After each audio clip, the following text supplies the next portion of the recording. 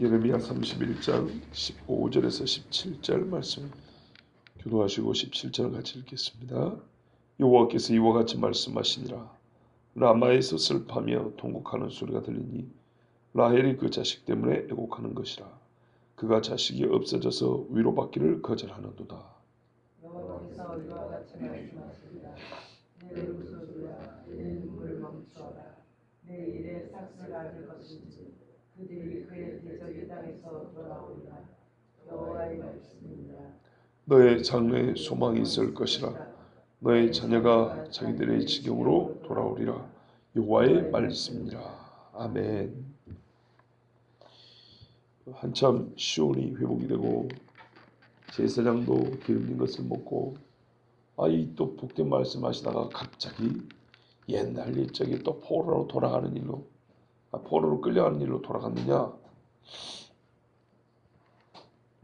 왜 하나님 말씀이 이렇게 왔다 갔다 하냐? 그렇게 보실 것이 아니고 이 전체를 요약하는 겁니다. 압축해서 포로로 끌려감과 지금까지 해온 이야기죠.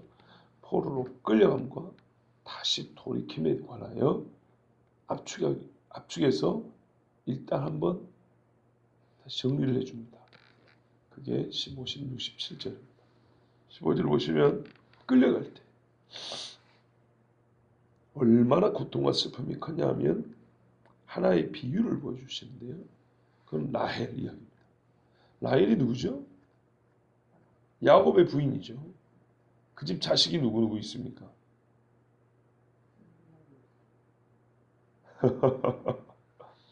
요셉과 베냐민입니다. 라마에서 슬퍼하며 통곡하는 소리가 들립니다. 뒤에 40장에 보면 이 예레미야가 이스라엘 백성과 함께 끌려갑니다. 느부갓네살 왕의 군대 대장 중에 느부사라단이라는 사람이 있어요. 느부사라단 친척인가 보죠.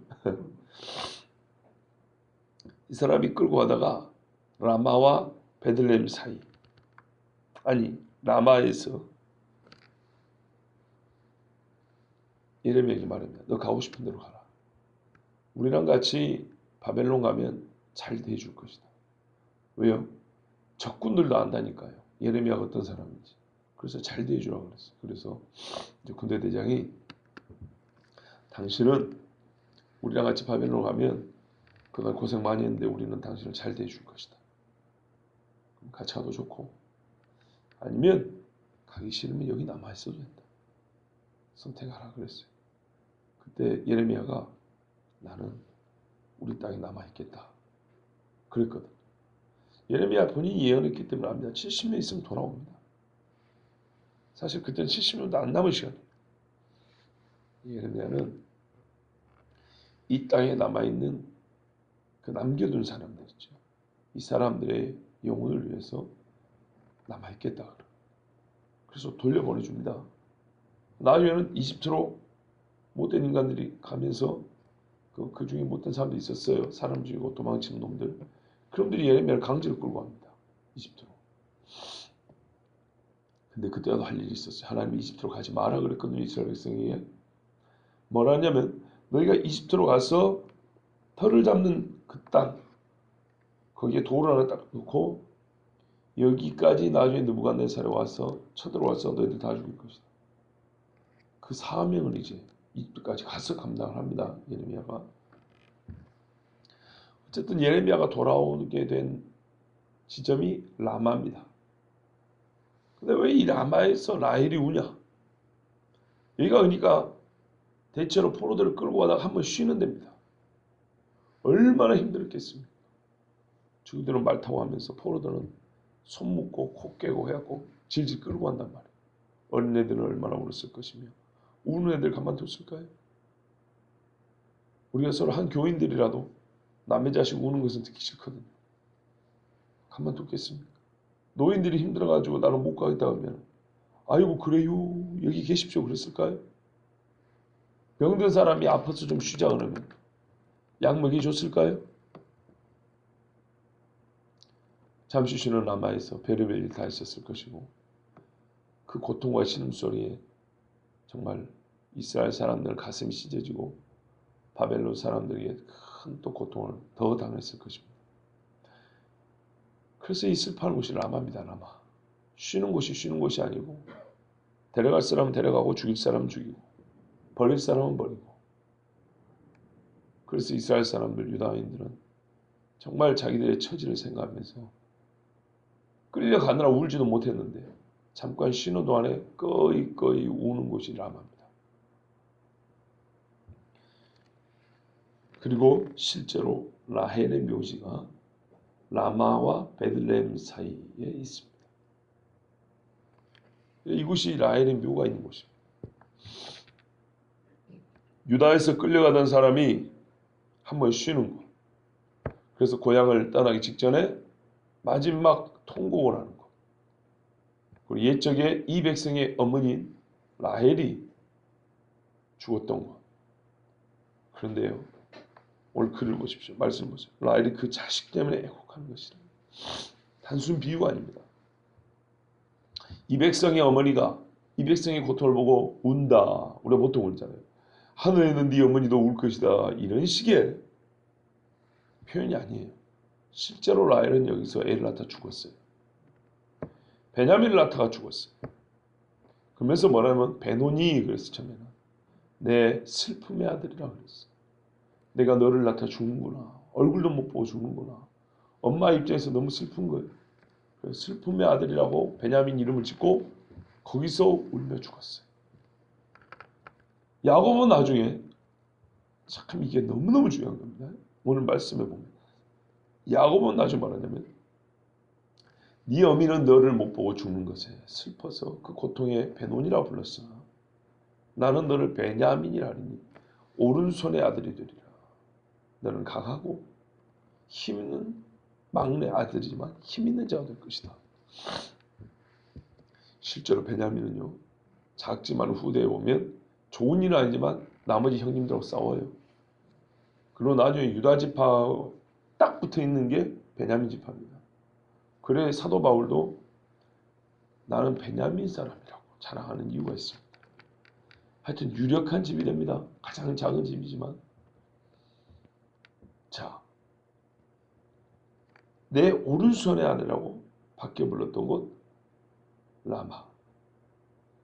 그런데 또요, 야곱의 가장 사랑하는 아들이었던 요셉 있죠. 라헬의 자식이죠. 요셉이 형들에서 팔려갔을 때 야곱이 슬퍼 웁니다. 그때 뭐라 그러냐면 오늘 본문 보세요. 15절 끝부분.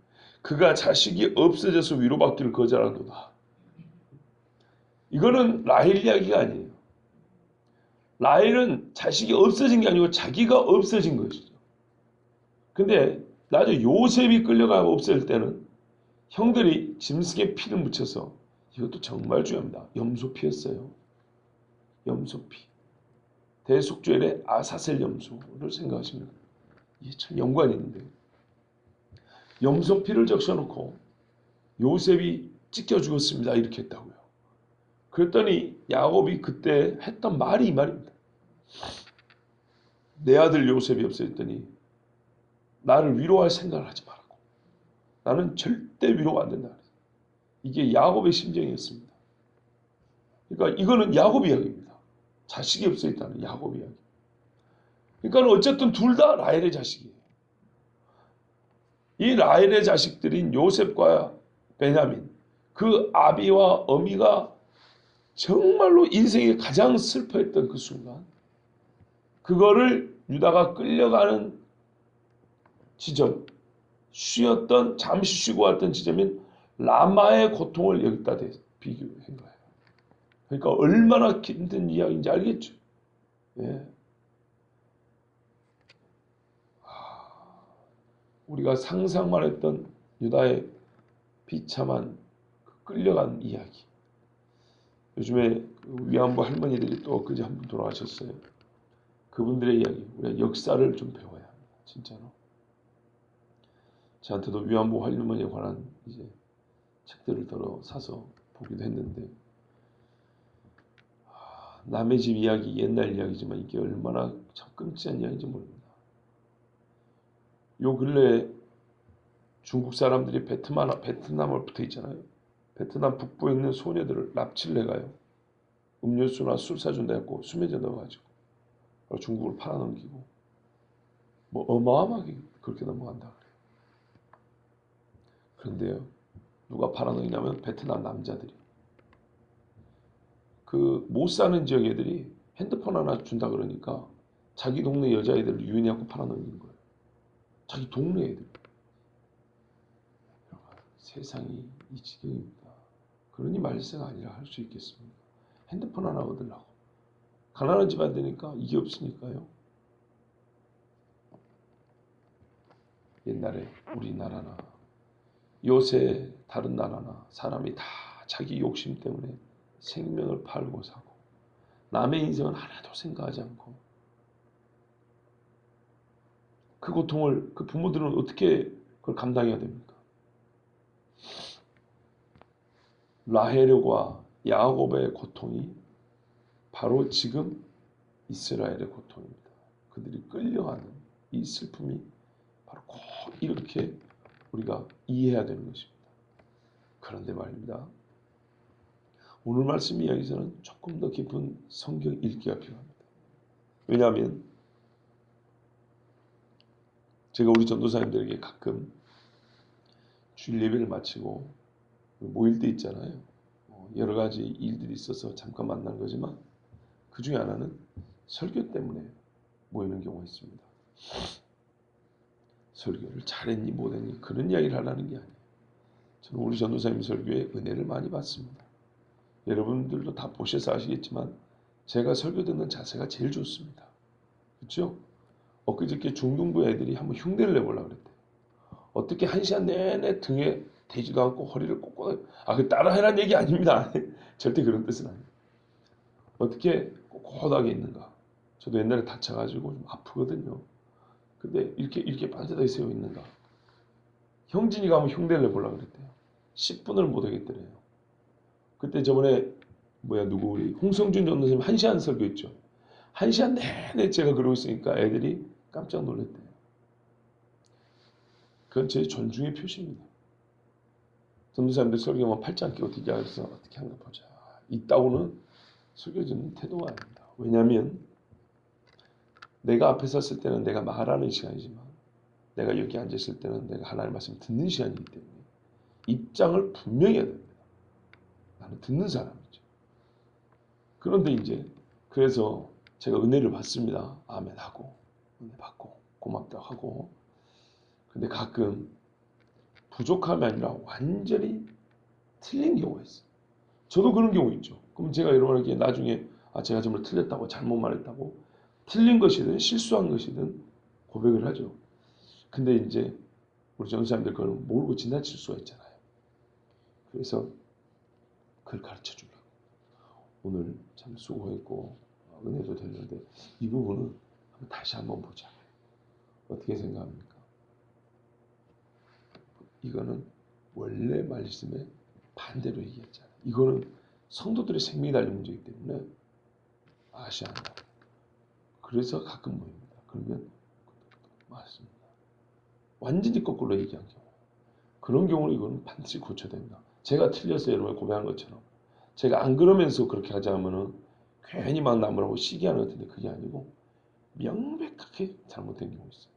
이런 거는 이제 고쳐줍니다. 마찬가지로. 그 중에 하나가 뭐냐면 구약 성경을 읽었는데 뜻이 뭔지 잘 모르겠는 거예요.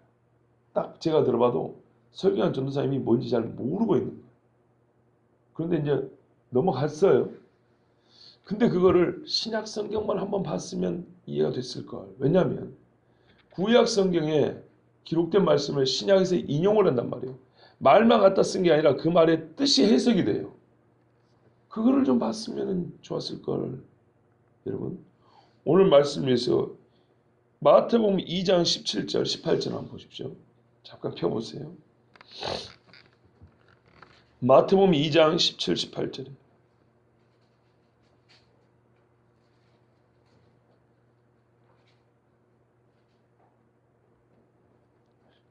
같이 읽겠습니다.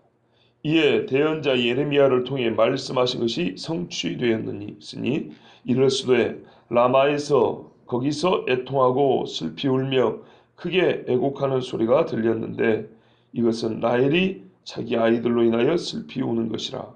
그들이 잊지 아니하므로 그녀가 위로받기를 원치 아니하였도다 하였느니라. 아멘. 같이 읽기로 했는데 자 보십시오. 아?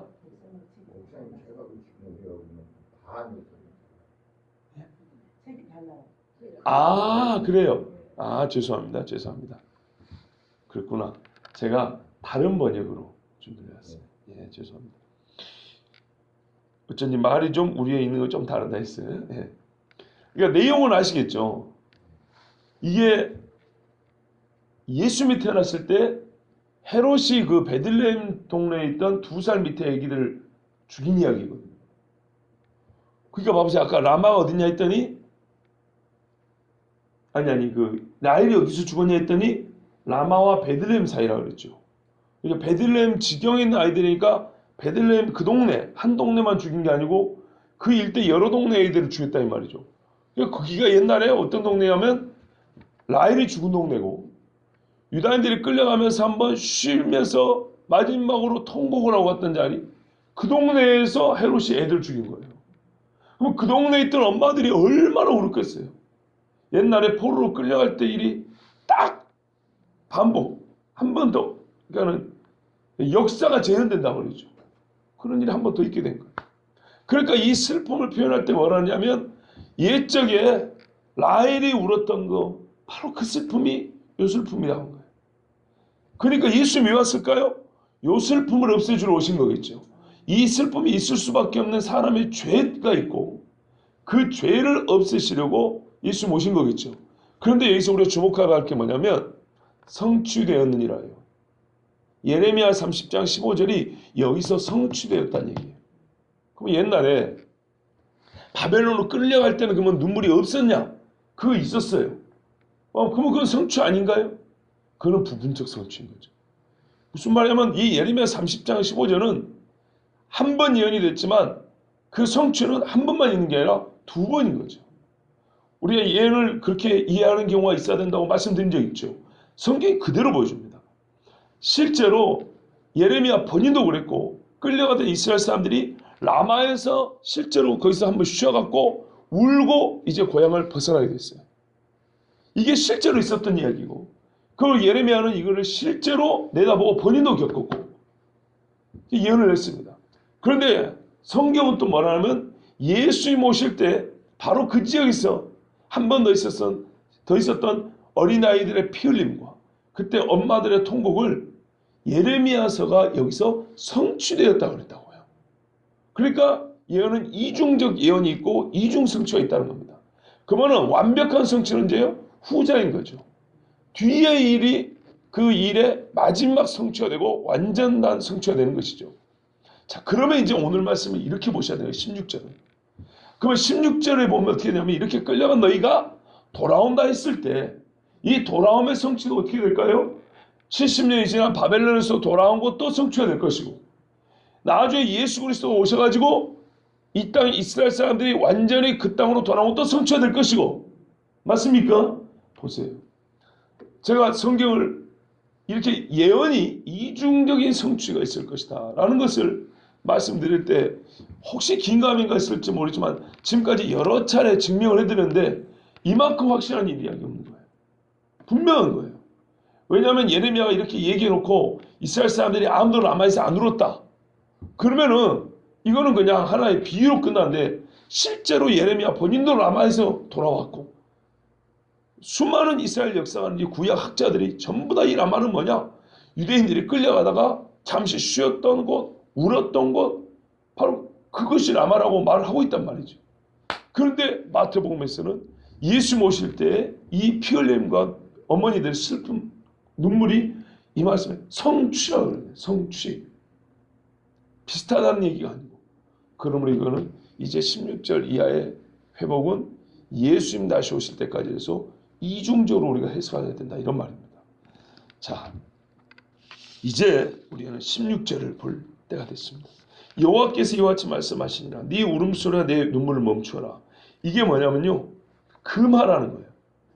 슬프죠. 라마에서 얼마나 울었어요. 근데 이게 뭐냐면요, 슬픔 자체를 금한 게 아니에요. 눈물 자체를 금한 게 아니고요, 지나치게 울지 말라 이런 말이에요. 아무리 부모가 돌아가셔도 1년 내내 사람이 실성을 했고 밥을 안 먹고 생업을 중단하고, 이건 너무하다는 거죠. 그런 것처럼 너희가 포로로 끌려온 나라를 잃은 슬픔이 얼마나 큰 줄 알겠다마는 항상 울고만 있을 수는 없다는 거죠. 옛날에 우리나라도 나라에 있을 때 전부 다 밥을 안 먹고 울기만 했으면 나라는 진짜 망하는 겁니다. 그러나 그 중에 누구는 정신을 차리고 독립을 해야 된다고 피 흘려 싸운 사람이 있고, 우리 아이들을 가르쳐서라도 다음 세대는 나라를 찾아야 된다고 교육에 힘쓴 사람이 있고, 우리가 없어서 그랬다고 하면서 돈을 벌어가지고 독립자금 내지는 학자금으로 대주는 어른들이 있었고, 그래서 그 다음 일을 도모했단 말이에요. 이렇게 정신을 차려야 된다는 얘기죠. 이게 뭐예요? 성경적으로 말하면 이거는 소망이라는 겁니다. 소망. 우리가 사방으로 우겨쌈을 당하고 순교를 당하고, 어떤 교회는 폐쇄되고 어떤 교회는 배도하고 어떤 교회는 남아있을 때도 그 남아있는 교회를 통해서도 하나님의 돌이킴, 소망이 있다는 거죠. 하나님 그 말씀하시는 거예요. 라마에서의 고통과 슬픔이 아무리 끔찍하고 크더라도 이 사람이 지금 다 죽임을 당한 게 아니라 남은 자가 있지 않냐는 거죠. 하나님이 그걸 약속했잖아요. 분명히 돌이킨다고. 그러므로 너희가 완전히 끝난 것처럼 슬퍼하지 말고 반드시 하나님이 돌이킨다는 약속을, 이 지경인데도 불구하고 하나님이 돌이킨다고? 내 눈에는 그럴 것 같지 않은데, 내 눈에는 이러다가 다 죽을 것 같은데, 아니라는 거예요. 분명히 하나님이 살려주고 남겨주는 자가 있다는, 이 소망을 가지고 지나치게 슬퍼하지 마라, 이런 뜻입니다. 야곱이 했던 고백까지는 하지 말라는 거예요. 야곱이 뭐라 했어요? 내가 위로받기를 거절한다. 이것까지는 가면 안 된다는 거죠. 위로받기를 거절하는 지경까지 가면 안 되고 하나님 주신 위로를 받아야 된다는 얘기입니다. 그래서 하나님 주신 위로가 뭡니까? 내 일에 삭스를 받을 것이다. 예. 위로받기를 거절할 정도로 슬퍼하는 것은 불신으로 이어집니다. 그렇죠? 그래서 교회도 떠나버리죠. 그 지경까지 가면 안 됩니다. 우리 하나님 뭐냐면 네가 고통하는 때에 삭스를 받을 것이다. 애굽에서 고통할 때 어떻게 됐어요? 400년 만에 나올 때 하나님이 삭스를 받고 나오게 있습니다. 애굽 사람들이 온갖 보호를 다 주면서 군대에 걷어차면서 나가라 그랬거든요. 바벨론에서도 마찬가지입니다. 그냥 나오는 게 아닙니다. 바벨론 왕이 다 돌려주죠. 그리고 뭐라 그래요? 그 중간중간에 관문들이 있는데 조서를 주면서 통과시켜주고, 쓰는 소금은 정량이 상관없이 내어주고, 목재도 내어주고, 곡식도 기름도 내어주고, 이런 조서를 가지고 가죠. 예? 싹스를 받고 나옵니다. 그들이 그의 대적에 따라서 돌아오리라. 싹스를 받고 하나님이 뭐예요? 그 약속의 땅으로 돌아오는다. 고통한 만큼 기쁨을 주겠다는 거예요. 그러므로 나는 이제는 하나님으로부터 오는 위로를 안 받겠어 라는 식의, 그 정도로 슬피 울면은 이거는 불신, 거기까지는 가지 말고 너의 슬픔을 내가 다 보았으니 나는 반드시 너의 슬픔한 만큼 기쁨으로 돌아오게 하겠다. 이게 하나님의 약속이었어요. 언제요? 라마에서. 하나님은 우리가 가장 슬퍼할 날이 언제인 줄 알아요. 어떤 이는 이렇게까지 말했어요. 실제로 나보다 자식이 먼저 죽었을 때. 베들레헴 이야기 한번 들어보세요. 실제로 자식이 나보다 먼저 죽었을 때 부모는 위로받기를 거절합니다. 군대 가면요, 계단에 이렇게 박아놓은 글들이 있다 그랬죠. 자식이 죽으면 부모의 가슴에 묻는다. 자살하지 말라는 얘기. 그렇게 써놨어요. 부모가 죽으면 땅에 묻고 자식이 죽으면 부모의 가슴에 묻힌다. 그러니까 군생활이 좀 힘들어도 견뎌라는 얘기죠. 위로가 되겠습니까? 가슴에 애기 무덤이 있는데 부모 위로가 되겠습니까? 우리 하나님이 그 정도로 고통스럽다는 것을 아십니다. 모르는 게 아니에요. 그러니까 그게 우리 인간의 죄라는 것입니다. 그만큼 아픈 게 죄예요. 우리 하나님 앞에 죽은 자식은 몇 명이에요? 불신으로 죽은 자식은. 하나님의 고통을 우리는 생각하지 않는데 그러면 안 되죠. 하나님이 너무너무 괴로우십니다. 그래서 오늘 사실 읽으려다 시간이 많이 걸 것은 아니었는데 내일 보면 에브라임 이야기 나옵니다. 18절에 보면 에브라임 이야기 나오죠. 20절에 보세요. 에브라임은 나의 사랑하는 아들을 기뻐하는 자식이 아니냐. 내가 그를 책망에 말할 때마다 깊이 생각하노라. 제가 참 좋아하는 말씀인데 하나님이 매를 때릴 때 그냥 때리는 게 아니에요. 우리가 부모가 울면서 때린다 그랬죠. 하나님의 심정이 이래요. 그러므로 내가 너희를 향한 생각은 우리 앞에서 읽었지만 회개하고 돌아올 때 너희에게 복을 주려는 그런 생각이라고 그랬죠. 17절에 너희 장래에 소망이 있을 것이다. 그러니까 완전하게 위로받기를 거절할 정도로는 슬퍼하지 마라. 이 포로로 끌려간 자들에게는 소망이 남아있는 거예요. 너의 자녀가 자기들의 지경으로 돌아온다. 이 말씀들 하면 부모 세대를 죽는다는 얘기입니다. 70년이면 그렇죠. 거의 다 돌아가신다고 봐야죠. 끌려간 너희는 바벨론에서 죽을지라도 너희 자녀 세대들은 돌아올 것이다. 그만 하나님의 약속이 자녀들의 세대에 다시 죽었던 불씨가 살아나냐? 그런 말이 아니에요. 약속은 여전한데 너희가 약속을 어겼으므로 너희는 죄값을 치를 거다. 그러나 너희는 이스라엘 백성, 나의 백성이므로 내가 여전히 유효한 약속, 너희는 죄로 말미암아 잠시 거기서 떨어져 나왔지만 내 약속은 유효함으로 너희 다음 세대는 돌아올 것이다. 왜 자녀가 돌아온다고 얘기했을까요? 부모의 가장 슬픔은 자녀고 가장 기쁨도 자녀죠. 실제로 자녀들이 죽임을 당했고 실제로 나는 죽어도 자녀들이 남아있게 된 소망도 있었고 그러니까 하나님이 끌려가는 이 손잡고 가는 이 어린 것이 바벨론에서 종살을 하고 그 후손들까지 다 종살을 하고 생각하니까 부모의 마음이 너무 슬픈 뿐만 아니라 자신한테 미안하죠. 근데 하나님 말씀, 너는 죽어도 너 자식은 돌아올 거다. 이게 이스라엘 주신 장래의 소망입니다. 여러분, 그렇다고 해서 이 말씀을 너무 우리 삶에 또 직접 대입을 하면 곤란합니다. 무슨 말씀이냐면 지금 우리가 신앙생활 하면서도 그럼 나는 지옥 가고 내 새끼들은 천국 가라 이렇게 보면 안 되죠. 이 상황은 어떤 거예요? 죄를 지어서 다 죽어야 되는데 다 죽어 마땅한데 하나님은 공의의 하나님이시기 때문에 이스라엘을 벌할 때에도 또 인자와 긍휼의 하나님이시고 언약의 하나님이시기 때문에 그 약속을 다 잊거나 끊지는 않으시고 그 후손들에게는 회복을 허락하신다는 소망과 위로를 주시려는 말씀이지. 모든 부모 세대는 언제든지 다 죽고 없어지고 벌을 받고 자녀 세대는 다 복을 받는다. 그런 뜻은 아니에요. 또 그렇게 되면 말씀이 전혀 받아들이기 어려워. 왜요? 어떤 이가 항상 자녀이기만 한가요? 그 자녀가 부모가 되고 자녀가 부모가 되고 그러면 어떻게 된다는 얘기예요 도대체. 그렇죠?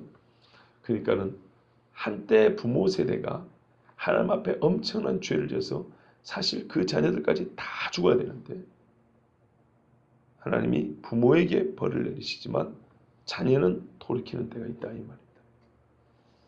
이스라엘에는 이렇게 약속해 주었습니다. 그래서 이스라엘은 지금 돌아옵니다. 봐보세요. 라마에서 슬퍼하는 게 예수님이 이 땅에 오셨을 때 이야기였죠. 그때 완전히 성취됐다 그러죠. 그러면은 그 이스라엘의 남은 자들이 그 후에 전 세계로 흩어졌습니다. 보세요. 끌려갈 때 울었죠.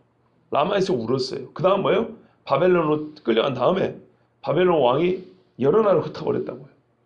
이 무리는 저쪽으로 갖다 놓고 여기는 저쪽으로 자기들이 정복한 나라들만 다 흩어버렸다고. 예수님 돌아가시고 로마 와서 예루살렘 파괴한 다음에 이스라엘 사람들 잡아 죽이니까 전 세계로 흩어져 있었어요. 자, 그러면 바벨론에서 돌아온 것처럼 이제 예수님으로 말미암아 예수님 말미암아 좀 그렇구나. 예수님이 오셨을 때 라마에서 슬피 울음이 있었고 예수님을 죽인 후에 이스라엘은 전 세계로 흩어짐을 당했고 그러면은 오는 일이 있겠죠. 그 남은 자녀 세대가 어떻게 해요? 옛날의 그 지경으로 하나님이 약속한 그 땅의 경계 안으로 돌아오리라. 장래의 소망. 내가 돌이킨다 하는 하나님 말씀이 지금 이루어졌습니까? 안 이루어졌습니까? 이루어졌고 이루어지고 있고 완전하게 이루어질 것입니다. 우리가 구원을 받았고 받고 있고 받을 것인 것처럼 나라가 세워졌고 계속 돌아오고 있고, 근데 그렇게만 돌아오면 안 되죠. 뭐가 돌아와야 돼요? 심정이. 애곡하고 통곡하는 회개까지 있어야 되겠죠. 거기까지 와야 완전히 돌아온 것인데 그 날이 곧 올 것이라는 겁니다. 이거는 성경이 약속하신 것이니 우리는 그 날을 바라보고, 역시 이스라엘의 구원은 우리의 구원이라 그랬으므로 이스라엘의 소망은 우리의 소망입니다. 왜? 그때 우리 소망 되신 주님이 오시기 때문이죠. 이제 우리가 또 한 번의 하나님의 말씀의 계시를 받았고 또한 눈이 열리게 되었으니 이 세대에 하나님의 약속을 이루시는 것을 보고 찬송하며 우리 주님을 기다리는 복된 모든 하나님의 자녀되기를 바랍니다. 기도하겠습니다.